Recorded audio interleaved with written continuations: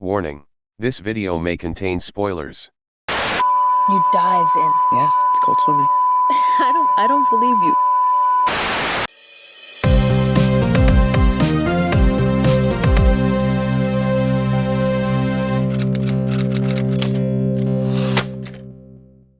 Hi, welcome to Some Film Snobs. I'm Jacob Ramos. And I'm Matt Smith, and today we are talking about Dune Part 2. We gave them something to hope for. That's not hope! May thy knife chip and shatter.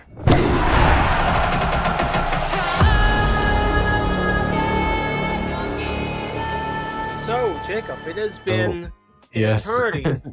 It has been a long time since I've done any of this stuff. Well, since you reviewed a modern movie, or since we've done a review? both. I haven't reviewed a modern movie since 2020, I think. It was Wow. like Sean and I did a combo of Mank, the movie about Herman Mankiewicz, and I reviewed the film Stardust, which was this really shit unauthorized David Bowie film. Anyway, today we're talking about Dune Part 2. Now, I know we usually did the plot of the films, but literally I don't, like, you know, it's really sad. The movie is memorable, but I don't know how to do the plot summary. It's just like so much happens, right? Yeah, that's the Like- thing. There's so much going on. Yeah. But basically, if I had to try and summarize it, Paul Atreides is joined up with Javier Bardem's gang and is in love with Zendaya.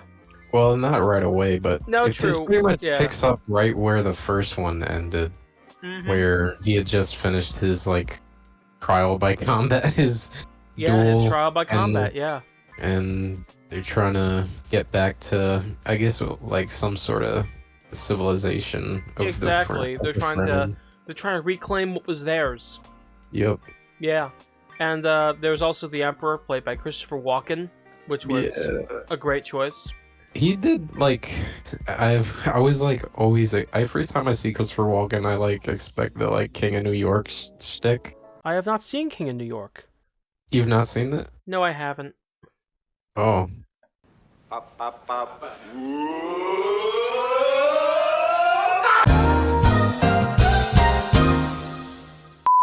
I don't know. Sometimes I feel like Christopher Walken, his performances can blend together, but here Yeah. he was really well. It was very much a unique thing, really. As small part as this was, it was an important small part, and he did really well with it. I agree. Something I thought with everybody in the film, personally, I feel like everyone was cast well. Every single part. Well, even both this one and the first one, it's got like all-star cast. I mean, Timothée Chalamet, you know, he's great. He really is he was the right choice for Paul. And Zendaya, of course, you know, great as well. The big thing for me, Austin Butler. What did you think of him? Wait, who did he play? He was the nephew of the big fat guy. Oh, Bill Skarsgård? Yeah. He's the one that was played by Sting in the original Dune movie. Oh. Yeah, the one that was crazy, the one that was obsessed with the knife, the blades, and Yeah. I know who you're talking about. I thought he was a pleasant surprise. The entire sequence when they were on the Harkonnen planet and like they were doing the whole ceremony or like birthday bash. Yeah, birthday gladiator battle. Happy birthday, son! Commit crimes. Genuinely, I think he's a great actor, and I know that everybody was making jokes about he was going to talk like Elvis. Mama, Paul Atreides has stolen my hair. Mama, my pets are unsatisfied, Mama. And like, the thing is, he didn't sound like Elvis. He sounded like Stellan Skarsgård, actually. Yeah. Which I thought was a very nice touch. And it wasn't like a cheap impression. It felt like it just sounded like natural voice, you know. It didn't sound like a put on thing. No, you really sounded like that sort of vengeful rage filled character that Exactly. was. He played psychotic, but it wasn't like campy psychotic. Yeah. It was like a tempered, Like a like, more rage. think like Anthony Hopkins in Silence of the Lambs, even, or no, Ted Levine in Silence of the Lambs, even. Buffalo Bill, that character. Yeah. That's the strangest comparison I think I've ever made. But anyway, something else I thought the visual effects were really, really spectacular. Not because, you know what it was? It felt like things were actually there. You know what I mean? Yeah, the way they sort of blended any sort of live action element, and when they mixed it with obvious visual effect, but it looked so real in terms of the way that it was executed. And Like the sandworms, for me. that was exactly what I was gonna go to. Like when they have the worms come up at the end near the climax, like while the soldiers are all like looking on at the worms on the ground. Exactly. That Just absolutely stunning. that is kind of the movie I wanted to see in a theater. And this movie is one where I would recommend seeing it in theaters, Me too. because just the epicness, like, of the story and the way that it's done visually, and even the audio, the soundtrack is phenomenal. It is a big movie. It's not a movie that is. It's a movie that you could watch on TV maybe, but it wouldn't be the same. You don't get that same feeling because the sound. I remember during the scene where Paul he's got to ride that big sandworm.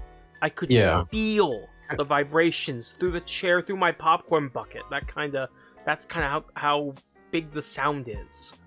And like that sort of roar and music when they all like are cheering him on while he's perfectly scores that scene. It does it adds to the scene. It doesn't take away at all. It blends well with the scene where you notice it, but it's not distracting. You know? Yeah. Because because you feel like, do you think like score can take away from a scene sometimes? It depends on the score. Yes, I do think that sometimes. Do you want to get into like specifics of the plot and like theme? I will try my best to recall things. All right. I think I could recall a little like better than you, maybe. Probably. We'll I'm glad, because that means I get to follow along and actually yeah. So like the first half of the movie basically follows Paul as he's trying to like become one of the Fremen. Yes. And he's sort of gaining his own traction within their ranks, getting used to their way of life and fighting alongside them.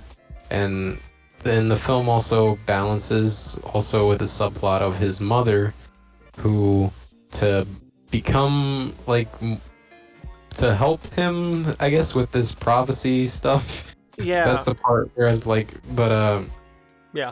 His mother's like planting seeds more of his like being the Messiah of their world. I'm not gonna say the word, what they call it, because it's like, I know, it's so like complicated. You know it, you just can't say it.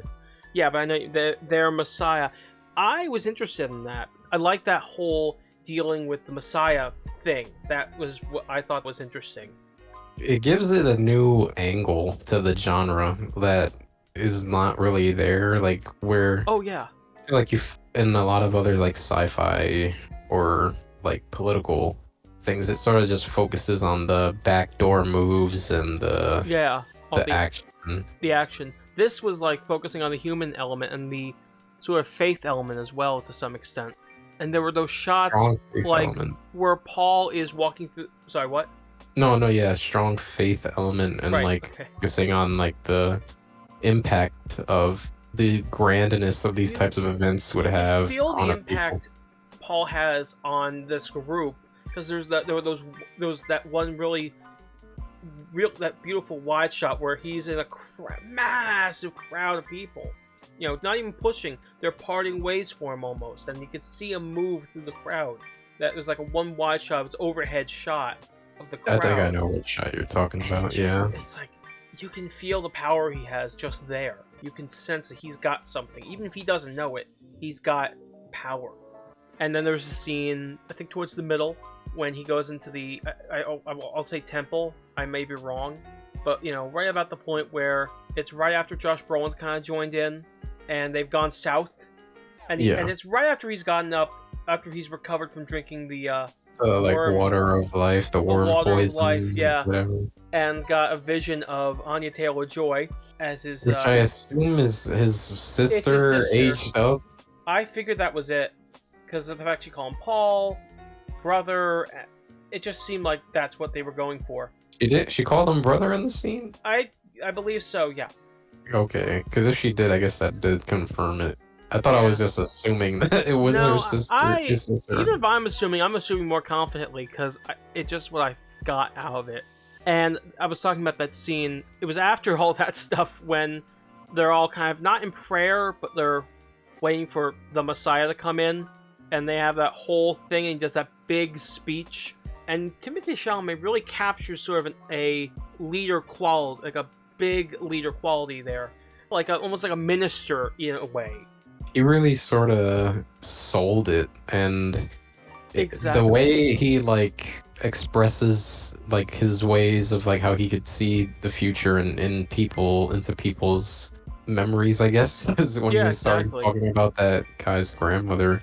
Yeah. But then like it's weird because like when you think of Timothée Chalamet, and he's like this very frail looking kind of like guy. I've never seen Call Me by Your Name, but I know I saw Beautiful Boy that he was in. the one with Steve Carell. Yeah, with Steve Carell, and in that movie he's kind of sort of playing what I had imagined like is a role for him, because he's like this very skinny guy. He's got like the pretty boy face. But he really sort of brought his A game when his character had to rise and fill that sort of real leadership role and take on the sort of the persona of the Messiah that he's being prophesized to be. This sort of all culminated when he had to give that speech, and he like sort of came back from the dead after drinking that poison, and sort of this is sort of that come to Jesus moment. And he's like fully sort of committed to fighting for this new people, and as well as taking on his own goals, like his own, like he has his own motives though too, it seems. And I really think like the movie balances well this sort of like theme of like, is manufactured prophecy like still like prophecy, or is there a divine element to it? They never really outright go, he's definitely the Messiah, or he's definitely not. They kind of leave it so that maybe he is, or maybe it's all a game, maybe it's all like a I don't want to just say scam, but like it's all a grift in some way. Not to Paul. To Paul, he believes it, but his mother might be like trying to convince him of that to start a holy war. Yeah, she's like sort of the element of the film that like plants this. Is it all sort of like a grift, like you said? Like, is it all like fake? Exactly. And her whole sort of background, like with the head Jezerit. Yeah, exactly. I know I butchered that, but hey, you did better than I did. The witches, the mind witches. Yes, the mind witches. Yeah, how they sort of are like these like little finger type characters who like wanna, or like always, it like they seem like they're trying to manufacture narratives or paths throughout. I don't know. They're like, they seem like they're like the background power, but it also seems like they also are just kind of out to save their own skin in a way. Yeah. Like they just want to stay relevant at the top of the food chain while not getting their heads cut off, for lack of a better. Pretty much, yeah. And that is interesting to see. I will say there's a possibility of a third film. I think it's pretty strong possibility. I mean, there was sequels, number one already. There was Dune, the big book, and then there was Dune Messiah, that's the second book. Honestly, it feels like there is going to be more. It feels like there's a bigger story to be told. Yeah, it was weird because like the second one, it felt like it could end, but it did feel like there was a strong hint towards more. That's kind of how I felt too. It felt like, yes, it could end here, but there's more to be told anyway. I guess, like, speaking of that, we could talk about like the huge climax of the movie. Yeah, I think that's the way to because go. the whole sort of Paul sort of formally after he makes his big speech and he sort of proclaims himself as accepting the Messiah role, because throughout the movie at first he's like sort of playing this humble like nature to him about like, oh, I'm not really about it. It's like, and there's like jokes with like Javier Bardem's character about like how he's like such a true believer. But after he makes his big speech and sort of proclaims that yes, he's gonna lead them, the Emperor arrives on Arrakis after they've heard that possibly Paul's alive, and with the what's her name, the nephew Bill Skarsgård, to sort of retake control of the planet. It was there was Austin Butler there, and Stellan Skarsgård, and Dave Bautista as well. Yeah, Dave Bautista as well. Yeah, exactly. But they had this sort of huge battle where they attack the Emperor's ship and all of the sort of Harkonnen forces. Exactly, and this big thing involving rockets and involving the Worms artillery and worms and everything. Even infantry, and Exactly, it was just like the choreography on the ground mixed with all the effects of the worms and the explosions, and the way the score is just like everything sort of culminates in this just sort of mind-blowing film experience. It is definitely a film experience.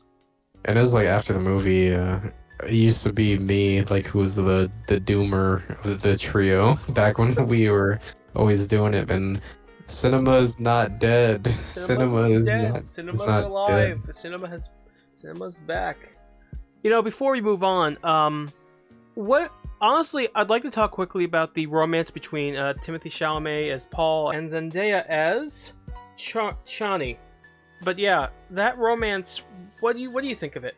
I liked it. It really kind of felt like this was the movie where they build that relationship, and they had a lot of screen time together and just sort of building that connection. And you really sort of see how she views him differently after the end of the first film, where he won that one-on-one combat and sort of earned her sort of recognition, and she kind of had her eye on him through their whole sort of beginning phases together. I particularly love that scene when she's trying to explain the wind catcher thing, and and like you can hear she's saying something, but not quite what she's saying, because the way he's looking at her, like he doesn't care what she's saying. He's interested in her more than anything else. Yeah. And I think that the mix there really captured that feeling really well, especially on top of the performances capturing that as well. And there was that one part where it's after Paul wakes up from the worm poison, and he's like, are you okay? And then he says, only because of you. And there's that pause, and then she just smacks him real good. That kind of threw me for a loop. I thought, okay. I got it. I also understood. It's just at first not thinking about it. I went, oh, that I didn't expect that. Anyway, that's just something I wanted to comment on. No, exactly. I feel like the arc of the movie is sort of the road that their love story kind of takes, where it goes from sort of this doe-eyed, like where they both like each other, and then it kind of goes into sort of the roots of their relationship together, where they're staying in the same tents together, and they're spending time together they're even fighting together on the battlefield and stuff. Exactly. And then sort of at the end, it's kind of like their love is has a little bit fallen apart, because even though Paul says he still loves her no matter what, he knows that his like sort of duty as this Messiah is to maybe possibly like build alliances and stuff by taking someone else as his partner Right, exactly. for political purposes, possibly. Exactly. And I think that was done quite well. Because it is a lot to cover, it feels like. If you're gonna do like the sort of whole up and down story of this relationship in just one movie. Exactly, and I think they covered that And it ground works well. so well, yeah. Exactly. Do you have anything negative to say? Because I feel like I couldn't think of anything. I mean, it was such an enjoyable Yeah, that's theater kind of how I experience. feel. Just generally a great movie. Well, how'd you feel about the way the movie sort of flowed? Because the movie with like a long runtime like this, or even the first one, like it could sort of drag a little. And I guess, like for me, the movie, it was long, but I didn't really feel the length. I wouldn't say it dragged so much as there were points where I thought we reached the end. Oh, okay, there's more. And I never reached a point where I'm like, oh, we're at the end. Are you kidding me? There's more? I never reached that point. But I definitely felt like there were times where like, oh, it could have ended here, but it didn't. Okay, fine. There is more to tell. Keep going. Let's get to the real ending. Yeah, That's all. That's really it. because it did. I'm gonna really echo that thought because it did really have this feeling of like, oh, it could have ended here or it could have ended here, but then it sort of kept going. Like I thought it was gonna end like after that big battle, but then they sort of had this whole extra part where Paul had to duel Skarsgård in like a one-on-one Yeah, awesome. because the Yeah. Emperor.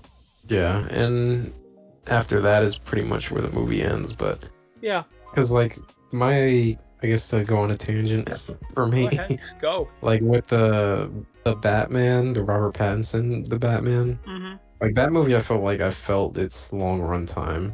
I don't know why I maybe, didn't. There's nothing wrong with you feeling it, by the way. Just I don't know why I didn't feel it.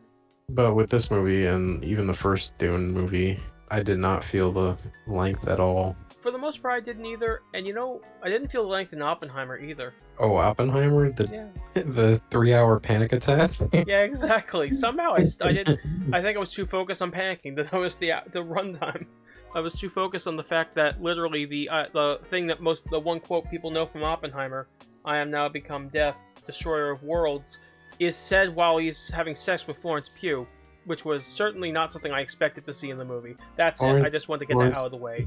Florence Pugh, who's also in this movie. Exactly. That's why now we can get back to Dune. Perfect segue. She plays the Emperor's daughter, and she's also part of the Space Witches. Mm-hmm. It's like she's got multiple, she's got multiple things going on. Allegiances, maybe? Multiple Exactly. Multiple know, allegiances. yeah. Which one will she stay with strongly? We'll see. Well, she seemed to side with her dad at the end. I would, yeah, definitely. Certainly wanted to spare him at the end. But I really sort of, like, even though it all takes place on this one planet and has a focus on this, like, Freeman group of people, Mm-hmm. I love the sort of hintings at this, like, political intrigue element. I Like, love that. this sort of Game of Thrones Exactly. And it twist to it. it makes the world feel bigger, even if we don't get to see multiple different planets a lot. Even though the main focus is on one planet, you feel like it's a bigger world because of Absolutely. that. Yeah. Like, because Paul's sort of revenge motivation of like the Emperor, they sent his family to Arrakis to basically die, and he has this strong will to avenge his father and how he was betrayed. Exactly. It's a lot of like just family trauma too. And then, well, yeah, maybe you can clarify this for me. Like, Yeah. do you know what he meant? I think it was just something in the sound mixing Mhm. where I couldn't hear properly when he said like, "Oh, we're Harkonnens." Like his family is part Harkonnen or something. Yeah, because his mother is the daughter of the Baron. She's the daughter of the Baron, so that means that he's Harkonnen. Oh, okay. Yeah, so there you go. That's the thing. That's the family tea. Is there any specific scene that you would like to call attention to? I know you mentioned when he had to ride the worm. That was a really great moment. Okay, so I've got the IMDb open, so I can say it. Fade Rautha, that's Austin Butler's character. The gladiator scene. For me particularly, I love the fact that it was black and white. You know. Oh, you're talking about that sequence where they're on the Harkonnen planet or whatever? And they're like, I think they have a black sun. That's, I think, why it looks that way. And just that kind of, the black and white thing, it was a great striking sequence. Kind of is a standout sequence, partly because it looks so different from the rest of the film. Yeah. I'm sorry. Okay. I've been calling this guy the wrong person. Oh.